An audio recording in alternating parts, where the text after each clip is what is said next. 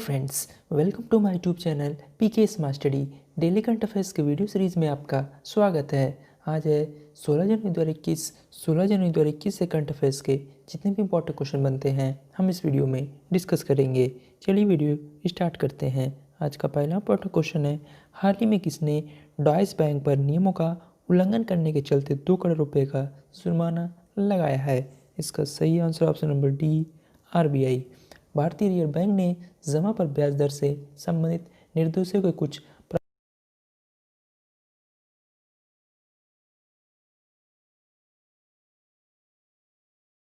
Reserve bank ने कहा है कि 31 मार्च 2019 को ड्यूश बैंक की वित्तीय स्थिति का वैधानिक निरीक्षण और रिस्क असेसमेंट रिपोर्ट न पाया गया कि बैंक ने भारतीय रिजर्व बैंक निर्देश 2016 का अनुपालन नहीं किया है। बात करें ड्यूश बैंक का सीईओ है क्रिश्चियन सेंदिंग। ड्यूश बैंक का हेडक्वार्टर है फ्रैंकफर्ट, जर्मनी। ड्यूश बैंक की स्थापना 10 मार्च 1870 में हुई थी। अगले क्वेश्चन पे जाने से पहले अगर वीडियो आपको पसंद आ रही हो तो लाइक और शेयर ज़रूर कर दें। साथ ही में हमारे Telegram channel PK smart study को भी ज्वाइन कर लें, वहाँ पर सारे पीडीएफ एक साथ मिलेंगे। क्वेश्चन नंबर 2, हाल ही में किस भारतीय अमेरिकी लेखक का निधन हो गया? इसका सही आंसर है ऑप्शन नंबर बी, वेद मेहता जी का। भारतीय मूल के अमेरिकी लेखक वेद मेहता का निधन हो गया। बचपन में ही आंखों की रोशनी खोने वाले भारतीय अमेरिकी उपन्यासकार को 20वीं सदी के दिग्गज लेखक के रूप में व्यापक रूप से जाना जाता है, जिन्होंने अमेरिकी पाठकों की भारत से पहचान कराई थी। वेद मेहता द न्यू यॉर्कर के लिए एक लंबे समय से लेखक रहे हैं, जिनके सबसे प्रसिद्ध कार्यों में एक दर्जन संस्करणों में अपनी आत्मकथा के अंतरंग लेंस के माध्यम से आधुनिक भारत के विशाल अशांत इतिहास का पता लगाया है। ये आपको इमेज में दिखाई दे रहे हैं, ये थे वेद मेहता जी। चलते हैं क्वेश्चन नंबर 3 की तरफ।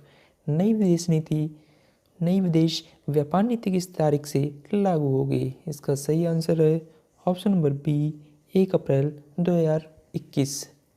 भारत की नई विदेश व्यापार नीति वर्ष 2021 से 26 1 अप्रैल 2021 से लागू होगी। केंद्रीय वाणिज्य और उद्योग मंत्रालय की संसदीय सलाहकार समिति की बैठक के दौरान यह निर्णय लिया गया। इस मंत्रालय ने भारत सरकार की विदेश व्यापार नीति में बदलाव की घोषणा की है। वर्तमान नीति 1 अप्रैल 2015 से 5 साल के लिए लागू की गई थी, जो 31 मार्च 2020 तक के लिए वैध थी। लेकिन कोविड-19 महामारी के कारण अचानक पैदा हुए वर्तमान हालात को देखते हुए सरकार ने मौजूदा विदेश व्यापार नीति को 1 वर्ष अर्थात 31 मार्च 2021 तक के लिए बढ़ाकर विभिन्न निर्यात प्रोत्साहन योजनाओं के अंतर्गत राहत जारी रखने का फैसला किया था। चलिए चलते हैं क्वेश्चन नंबर 4 की तरफ। फ्लिपकार्ट और किसने हाल ही में WEP लॉन्च करने के लिए साझेदारी की है? इसका सही answer option number D, NITI Aayog. NITI Aayog और फ्लिपकार्ट ने एक महिला उद्यमिता प्लेटफॉर्म लॉन्च करने के लिए हाथ मिलाया है। The woman entrepreneurship platform WEP एक एकीकृत एक्सेस पोर्टल है जो भारत के विभिन्न स्थानों पर रहने वाली महिलाओं को उनकी उद्यमशीलता की आकांक्षाओं को साकार करने के लिए एक साथ लाता है। इस प्लेटफॉर्म का विचार पहली बार नीति आयोग के CEO अमिताभ कांत द्वारा लाया गया था, जिन्होंने 2017 में हैदराबाद में महिलाओं के लिए समृद्धि, सभी के लिए समृद्धि के विषय पर आयोजित 8वें वैश्विक उद्यमिता शिखर सम्मेलन के समापन पर नीति आयोग में एक महिला उद्यमिता मंच की स्थापना करने की घोषणा की थी। चलिए अब आपको नीति आयोग के बारे में बातें हैं। नीति आयोग में नीति का फुल फॉर्म है national institution for transforming India. इसका पुराना नाम था प्लानिंग कमीशन यानी योजना आयोग। इसकी स्थापना 1 जनवरी 2015 को हुई थी। Headquarter New Delhi. चेयरमैन है इंडिया के prime minister Shri Narendra Modi ji. CEO हैं Amitabh Kant ji. Vice chairman doctor Rajiv Kumar. चलते हैं क्वेश्चन नंबर 5 की तरफ। भारत ब्रेकआउट इकोनॉमिक्स में कौन से स्थान पर रहा है? इसका सही आंसर ऑप्शन नंबर डी, 4थे स्थान पर। टफ्ट्स यूनिवर्सिटीज़ फ्लेचर स्कूल ने मास्टर कार्ड के साथ साझेदारी में तैयार किए गए डिजिटल इवोल्यूशन स्कोर कार्ड के तीसरे संस्करण में तेजी से डिजिटल बन रहे भारत को ब्रेकआउट इकोनॉमिक्स में 4था स्थान दिया है। चीन ने ब्रेकआउट अर्थव्यवस्थाओं समूह में देशों में शीर्ष पर है, जो मुख्य रूप से तेजी से बढ़ती मांग और नवाचार के संयोजन के कारण डिजिटल रूप से विकसित है। इसमें इंडोनेशिया तीसरी रैंक और भारत चौथे स्थान पर है ने डिजिटल गति को बढ़ाते हुए प्रदर्शित किया है, जो कि कोविड आर्थिक सुधार और दीर्घकालिक परिवर्तन दोनों के लिए तेजी से डिजिटल होने की क्षमता को दर्शाया है। चलिए चलते हैं क्वेश्चन नंबर 6 की तरफ। किस राज्य ने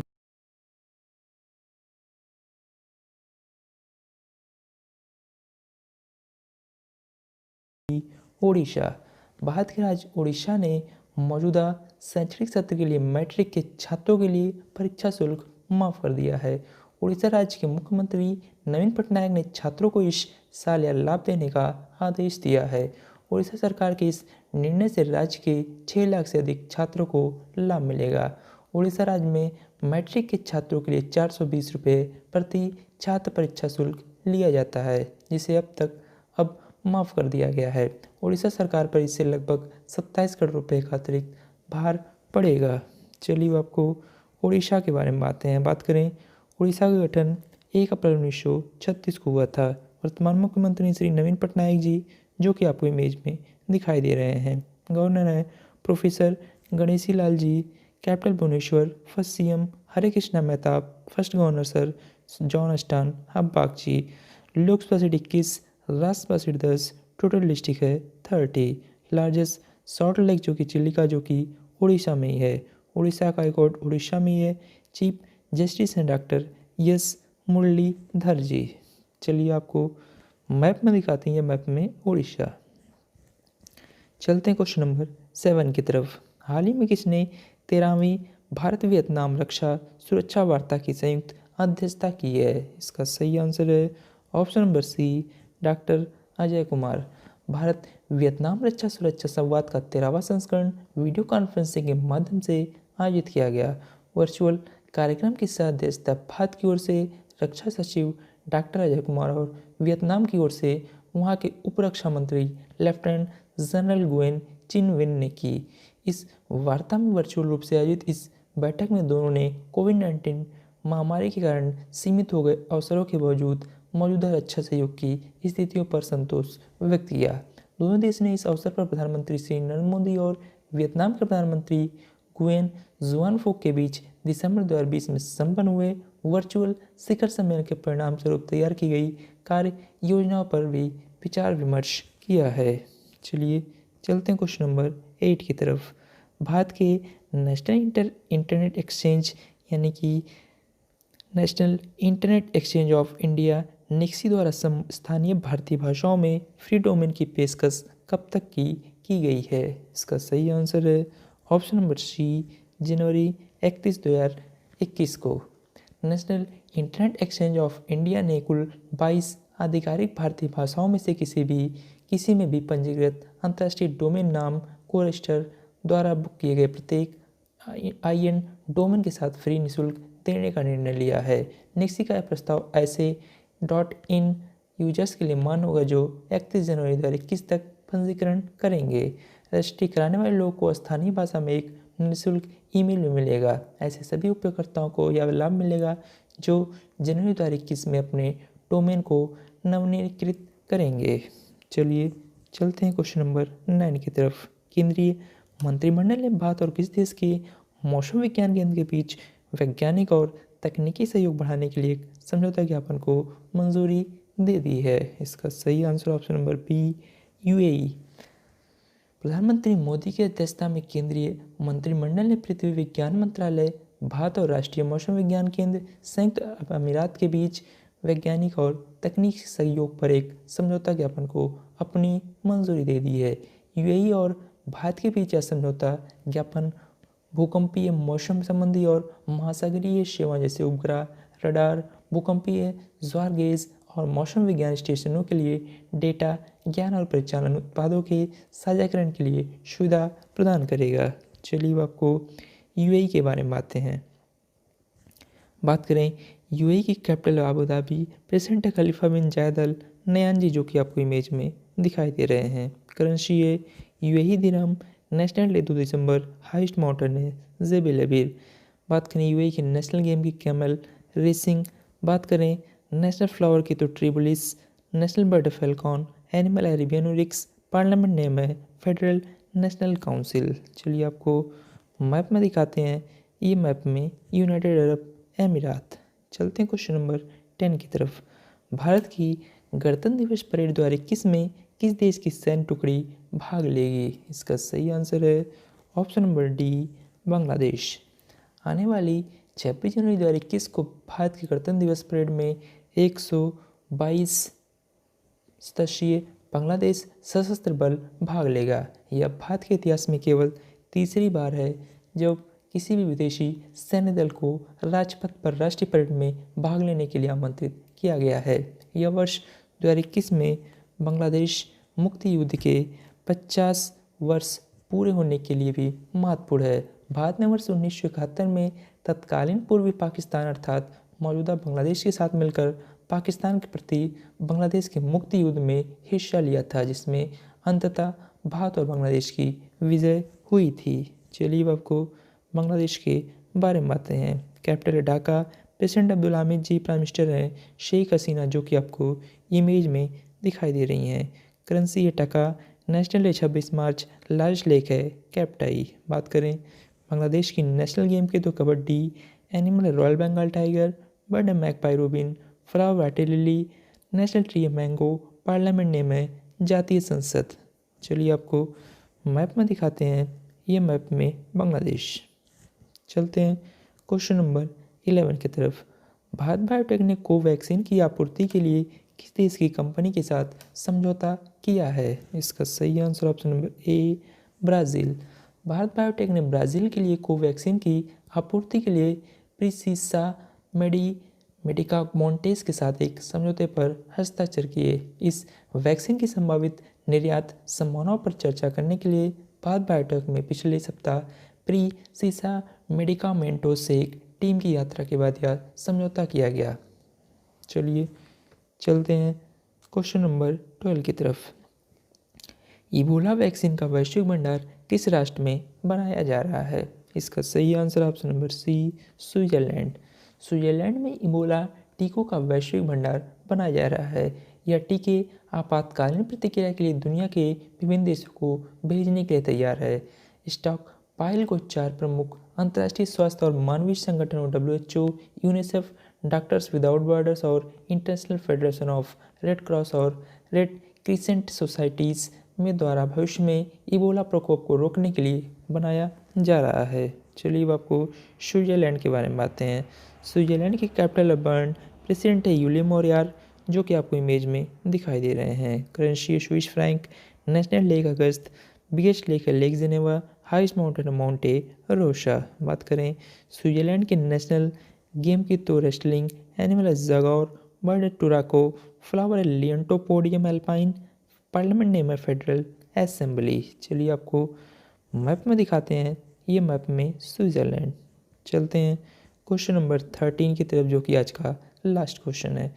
संयुक्त राज्य अमेरिका ने किस देश को आतंकवाद के राज्य प्रायोजक के तौर पर फिर से नामित किया है? इसका सही answer option number D, Cuba. संयुक्त राज्य अमेरिका ने 11 जनवरी 2021 को क्यूबा को आतंकवाद के लिए सुरक्षित स्थल प्रदान करने के साथ साथ अंतर्राष्ट्रीय आतंकवाद की घटनाओं के लिए अक्सर समर्थन प्रदान करने के लिए आतंकवाद के लिए राज्य प्रायोजक के तौर पर फिर से नामित किया है। क्यूबा के साथ आतंकवाद के राज्य प्रायोजकों की सूची में सिर्फ 3 अन्य देशों को भी शामिल किया गया है, जिसमें ईरान, उत्तर कोरिया और सीरिया है। पोम्पियो ने यह दावा किया है कि क्यूबा की सरकार ने हत्यारों, हमलावरों और अपहर्ताओं के लिए चिकित्सा देखभाल प्रदान की है, उन्हें अपने देश में रखा है और चिकित्सा प्रदान की है, जबकि कई क्यूबियन भूखे, बेघर और बिना मूल चिकित्सा के जी रहे हैं। चलिए अब आपको क्यूबा के बारे में बातें हैं। क्यूबा की कैपिटल है हवाना, प्रेसिडेंट है मिगुएल डियाज कैनाल, जो कि आपको इमेज में दिखाई दे रहे हैं। करेंसी है क्यूबन पेशो, नेशनल डे 10 अक्टूबर, हाईएस्ट माउंटेन है पिको टुर्किना, लार्जेस्ट लेक है लगुना डे लेची। बात करें नेशनल गेम की तो बेसबॉल, बर्ड है कुबान ट्रॉगन, फ्लावर है मैरीपोसा, पार्लियामेंट नेम है national assembly of peoples power. चलिए आपको मैप में दिखाते हैं, मैप में क्यूबा। चलते हैं पिछले दिन के वन लाइनर करंट अफेयर्स को रिवीजन करते हैं। बात करें यूबीएस ने वित्त वर्ष 2020-21 में भारत की जीडीपी -7.5% रहने की उम्मीद जताई है। राष्ट्रीय एड्स नियंत्रण संगठन का हेडक्वार्टर दिल्ली में है। बात करें नॉर्थ कोरिया देश के नेता को सत्तारूढ़ वर्कर्स पार्टी के महासचिव की उपाधि दी गई है। वित्त मंत्रालय ने राष्ट्रीय फेसलेस पेनल्टी सेंटर की स्थापना करेगी। बात करें वन प्लैनेट समिति इस वर्ष 11 जनवरी 2021 को आयोजित की गई। अल्पसंख्यक मामले मंत्रालय ने पुडुचेरी में सभी वक्फ संपत्तियों को जीरो टैग करने का निर्णय लिया है। 17 जनवरी को नासा अंतरिक्ष एजेंसी दुनिया का सबसे शक्तिशाली रॉकेट लॉन्च करेगा। पूर्व सैनिक दिवस 14 जनवरी को मनाया गया। बात करें डी प्रकाश राव जो कि सामाजिक कार्यकर्ता और पद्मश्री से सम्मानित थे, इनका निधन हो गया। अमेरिकी राष्ट्रपति डोनाल्ड ट्रंप ने हाल ही में वाशिंगटन डीसी शहर में आपातकाल घोषित किया। चलिए चलते हैं आंसर ऑफ एसटीडी क्वेश्चन की तरफ। सी विजिल 21 किस देश का एक रक्षा अभ्यास है? इसका सही आंसर था option number A, India. Question number 2 है किस देश की सरकार ने हाल ही में कोविड-19 से मुकाबला करने के लिए भारत को 2113 करोड़ रुपए की ऋण सहायता प्रदान करने की घोषणा की है? इसका सही आंसर था ऑप्शन नंबर सी, जापान। चलते हैं क्वेश्चन ऑफ द डे की तरफ। हाल ही में किसने स्वास्थ्य बीमा उत्पादों की उपलब्धता की जांच के लिए पैनल का गठन किया है? क्वेश्चन नंबर 2 है आज का भारत के किस राज्य ने बर्ड फ्लू के कारण एहतियात के तौर पर पड़ोसी राज्यों से प्रवेश पर प्रतिबंध लगा दिया है? इन दोनों क्वेश्चंस का आंसर आपको कमेंट बॉक्स में कमेंट करके बताना है। ऐसे डेली करंट अफेयर्स के वीडियो के लिए आप अपने चैनल पीके मास्टर सब्सक्राइब करें। वीडियो पसंद आई हो तो लाइक और शेयर ज़रूर करें। Thank you.